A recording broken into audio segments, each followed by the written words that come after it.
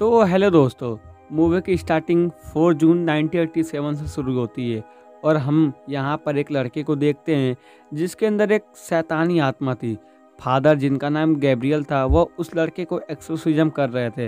वो लड़के के अंदर की शैतानी आत्मा से पूछते हैं कि तुम कौन हो, तो वो जवाब देता है कि मैं एक डीमन हूँ। फिर फादर गैब्रियल उससे उसका नाम पूछते हैं, लेकिन वो डीमन अपना नाम नहीं बताता है। फादर उससे कहते हैं कि लड़की को छोड़ दो, और सुअर वहाँ जिसे वो लेकर आए थे और कहते हैं कि यदि तुम सचमुच में डीमन हो तो फिर इसके अंदर जाकर मुझे दिखाओ। डीमन उस लड़के के बाहर निकलने के बाद वैसा ही करता है और सुअर के अंदर चला जाता है। ऐसा होते ही फादर गैब्रियल ने सुअर को गोली मरवा देते हैं और डेमन भी भाग जाता है, जिससे वो लड़का भी ठीक हो जाता है। यहाँ पर हमें पता चलता है कि फादर गैब्रियल एक बहुत ही एक्सपीरियंस पादरी थे। इसके बाद चर्च में बैठक होती है जिसमें फादर गैब्रियल को बुलाया गया था। वहाँ सभी लोग फादर गैब्रियल से पूछते हैं, आपने 4 जून को उस लड़के का भूत क्यों भगाया? तुमने उस पर से भूत क्यों उतार दिया? और आपने किसी की इजाज़त भी नहीं ली, जिससे कि सभी उसी भूत भगाने के बारे में बात कर रहे थे जिसे हम कहानी की शुरुआत में देखे थे। फादर सभी को बताते हैं कि ये कोई भूत प्रेत भगाने का काम नहीं था। दरअसल उस लड़के को एक मानसिक बीमारी थी। वह सोच रहा था कि उस पर कोई डीमन है, लेकिन ऐसा कुछ नहीं था।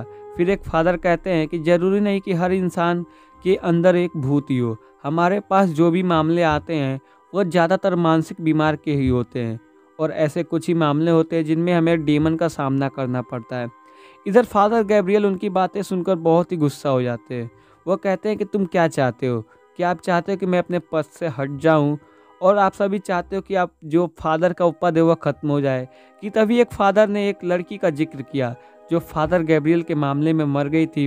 गैब्रियल इस बात से काफ़ी गुस्सा होते हैं और वो वहाँ से चले जाते हैं। इसके बाद अगले सीन में हमें एक लड़की जूलिया नजर आती है जो अपने छोटे बेटे और बेटी के साथ अमेरिका से स्पेन आ रही थी। दरअसल 1 साल पहले जूलिया के पति का एक कार एक्सीडेंट में मौत हो गई थी, जिसमें उनका छोटा बेटा भी अपने पिता के साथ था। इस दुर्घटना में जूलिया का बेटा हेनरी तो बच गया, लेकिन उसकी पति की मृत्यु हो गई। इसके बाद से हेनरी ने बोलना बंद कर दिया था। अब क्योंकि उनके पास कोई कमाई का कोई भी साधन नहीं था, इसलिए जूलिया अपने पति के पारिवारिक घर की मरम्मत कराने आई थी और उसे बेचने आई थी ताकि वो इसे बेचकर कुछ पैसे जमा कर सके। इसलिए कुछ दिनों तक उन्हें यहीं पे रहना होगा। लेकिन जूलिया की बेटी को यहाँ पे कुछ भी अच्छा नहीं लग रहा था, क्योंकि वो यहाँ पे रहना ही नहीं चाहती थी। जब जूलिया अपने घर आई तो उसकी मुलाकात फादर एस्कबेल से हुई, जो इस घर की देखभाल करते थे। वो उससे कहते हैं कि अगर तुम्हें किसी भी चीज़ की ज़रूरत हो तो मुझे कॉल कर सकती हो। जब जूलिया की बेटी इधर उधर देख रही थी तो उसे दीवार पे एक निशान दिखाई देता है जो एक बड़े चर्च का था, और उसी समय दीवार में दरार होने लगती है, जिससे कि जूलिया की बेटी डर जाती है और वहाँ से चली जाती है। फिर वही निशान उनके घर में जो मजदूर काम कर रहे थे उनमें से कोई एक देखता है। जब वो ये ध्यान से देखते हैं और आग जलाकर दीवार के अंदर देखने की कोशिश करते हैं तो एक जोरदार धमाका होता है, क्योंकि वहाँ पे सल्फर गैस थी, जिसके कारण यह हादसा हुआ। और इस हादसे की वजह से बाकी मजदूर ने भी काम करने से इनकार कर दिया। फिर हम देखते हैं कि जूलिया का बेटा हेनरी अजीब अजीब हरकतें करने लगता है। उसे कुछ होश आ गया था, उसने बोलना भी शुरू कर दिया था। जब जूलिया उससे मिलने गई तो हेनरी एक डीमन की आवाज़ में बोल रहा था, और फिर अपने फेस पे वो कट भी मारता है। जो मजदूर काम करने आए थे उसने आग जलाकर एक खतरनाक डीमन को आज़ाद कर दिया था, जिसने बेचारे हेनरी को अपने वश में कर लिया था। हालांकि जूलिया हेनरी को हॉस्पिटल ले जाती है। उन्हें डॉक्टर बताते हैं कि वो अपने पिता की मौत के कारण सदमे में है, इसलिए उसे एक मानसिक डॉक्टर की ज़रूरत है। डॉक्टर जूलिया को एक इंजेक्शन भी देते हैं और कहते हैं कि अगर हेनरी कंट्रोल से बाहर हो जाए तो तुम उसे ये इंजेक्शन लगा देना, जिससे कि वो बेहोश हो जाएगा। जूलिया को डॉक्टर की बातों पर विश्वास नहीं होता है, इसलिए वो मदद के लिए फादर एस्कबेल के पास जाती है। जैसे ही फादर हेनरी को देखने के लिए अंदर आते हैं, उसके अंदर का डीमन फादर को उठाकर बाहर फेंक देता है। अगले सीन में हम फादर गैब्रियल को अपने हेड के साथ देखते हैं। हेड फादर गैब्रियल को स्पेन जाने के लिए कह रहे थे और उन्हें हेनरी के बारे में बताते हैं और कहते हैं कि एक परिवार है जिसे तुम्हारी मदद चाहिए, और उसी जगह की वजह से चर्च को काफ़ी परेशानी का सामना करना पड़ा है। इसलिए आपको जाकर उस बच्चे को बचाना होगा। उसके अंदर एक खतरनाक डीमन है, इसलिए जो भी करो सोच समझ कर करो।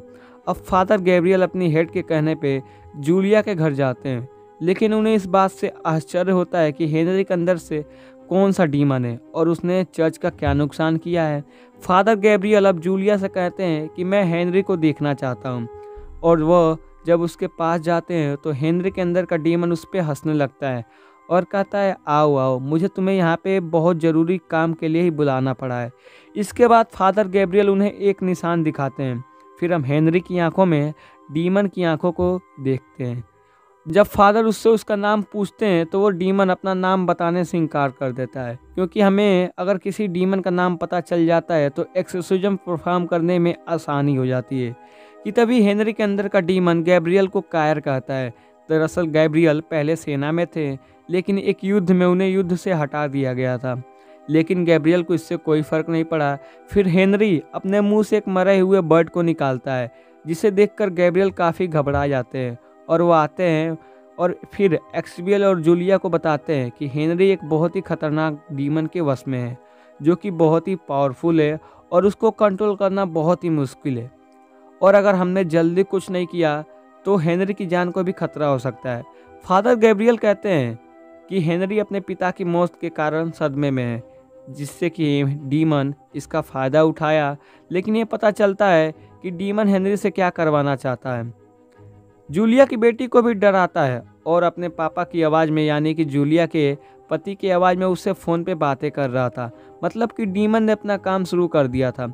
फिर एस्केबेल और गैब्रियल हेनरी के पास जाते हैं तो डीमन उन्हें उनके अतीत के बारे में बताता है। वह गैब्रियल से कहता है कि तुम्हारी वजह से एक लड़की की मौत हो गई, और एस्केबेल से कहता है कि तुम पुजारी हो फिर भी गलत काम करते हो। ये सुनकर एस्केबेल हेनरी का गला घोटने लगता है। गैब्रियल उसे रोकते हैं। एस्केबेल गैब्रियल को अपनी कहानी बताते हैं। वह कहते हैं कि मुझे एक लड़की से प्यार हो गया था, लेकिन वो नहीं जानती थी कि मैं एक पादरी हूँ और हमारे बीच बहुत कुछ हुआ, और जब मुझे एहसास हुआ तो मैंने उसे छोड़ दिया और एक पुजारी के रूप में अपना जीवन बिताने का फैसला किया। इसलिए वो डीमन मेरी कमजोरी का फ़ायदा उठाना चाहता है। फादर गैब्रियल को अपने दिल की राज बताकर उसे बहुत अच्छा लग रहा था। अब गैब्रियल की बारी थी। वह बताते हैं कि युद्ध के दौरान मेरे सभी साथी मारे गए, फिर मैंने पुजारी बनने का फैसला किया। मेरे सामने पहला मामला एक लड़की का आया। वो एक डीमन के वश में थी, लेकिन मुझे लगा कि वो मानसिक रूप से परेशान है, लेकिन ऐसा नहीं था। उसने मेरे सामने एक बर्ड को खा लिया। इसलिए जब हेनरी ने बर्ड को बाहर निकाला तो मैं डर गया, और वो लड़की बाद में छत से कूद गई, जिसके कारण उसकी मौत हो गई।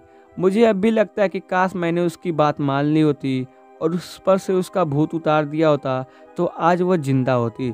तभी फादर गैब्रियल एस्केबेल से कहते हैं कि तुम्हें हेनरी पे नज़र रखनी होगी, और वो उस डीमन के खिलाफ सबूत ढूंढने के लिए निकल जाते हैं, जहां उन्हें इस घर के एक कुआं मिला जिस पर चर्च के निशान की मुहर लगी थी। जब उसे वहां से उस ढक्कन को हटाते हैं तो गैब्रियल को ढेर सारे कंकाल नजर आते हैं। दूसरी ओर हम चर्च में गैब्रियल के हेड को देखते हैं, जो एक किताब पढ़ रहे थे। उसे पढ़ने के बाद उन्हें पता चलता है कि वहाँ का डीमन बहुत ही पावरफुल है। वो एक ही समय में बहुत से लोगों को अपने वश में कर सकता है, और ये किताब पढ़ते पढ़ते उनका तबीयत भी खराब होने लगता है। हेनरी के अंदर का डीमन बड़ी चालाकी से एस्केबेल को अपने पास बुलाता है। जब वो उसके पास जाता है तो उसका कान को काट लेता है। उसने जूलिया की बेटी को भी हवा में उठा के फेंक देता है और जूलिया को बिस्तर में पटक देता है और उसका गला घोटने लगता है। जब गैब्रियल को इस सब के बारे में पता चलता है तो वहाँ पे आते हैं और सभी को बचाते हैं। उसके बाद फादर गैब्रियल एस्केबेल को उसी स्थान पर लेके जाते हैं जहाँ उन्होंने खोपड़ी देखी थी। फादर गैब्रियल ने एस्केबेल को बताते हैं कि जब यहूदियों ने ईसाई धर्म अपना लिया था और उस समय जो लोग मना कर रहे थे उन्हें सजा के तौर पे यहीं पे बंद कर दिया जाता था। अब वे अंदर जाते हैं जहां उन्हें वही निशान वाला दरवाज़ा मिलता है, वही निशान जो जूलिया की बेटी ने देखा था। जब वे उस दरवाजे को खोलकर अंदर जाते हैं तो उन्हें बहुत सारे कंकाल मिलते हैं, जिनमें से एक पिंजड़े में बंद था और उसके हाथ में एक अंगूठी थी, और वो एक पुजारी का कंकाल था। वहाँ उन्हें एक दरवाज़ा मिला जिसकी चाबी उन्हें उस कंकाल के पिंजरे में से मिलती है। वहाँ उन्हें दुनिया का सबसे महान पुजारी का कंकाल भी मिलता है, जो गैब्रियल यहाँ एस्केबेल को बताते हैं कि एक बहुत ही खतरनाक डीमन ने बहुत सारे लोगों को अपने वश में कर लिया था, जिससे उस समय यहाँ पे एक्सोर्सिज्म किया जा रहा था। लेकिन उस समय डीमन पे काबू पाया नहीं जा सका, और उन सभी का हाल ऐसा उस डीमन ने किया, और सबको इस बारे में पता चला तो ये जगह बंद कर दी गई और हेनरी के अंदर का डीमन भी यही हो सकता है।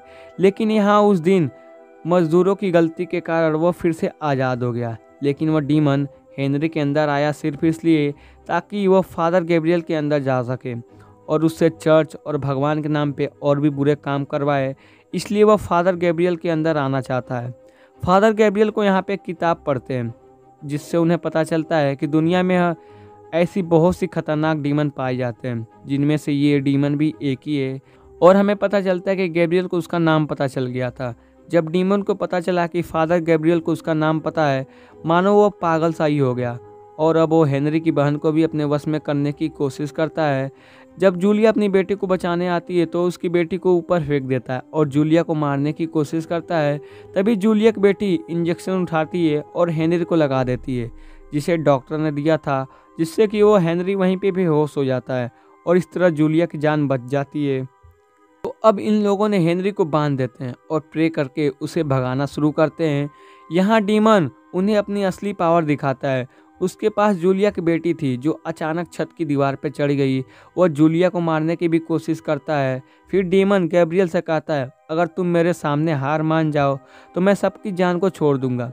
जब गैब्रियल को हर किसी की जान खतरे में नजर आती है तो उसने डीमन की बात मान लेती है, जिससे डीमन सभी को छोड़ देता है।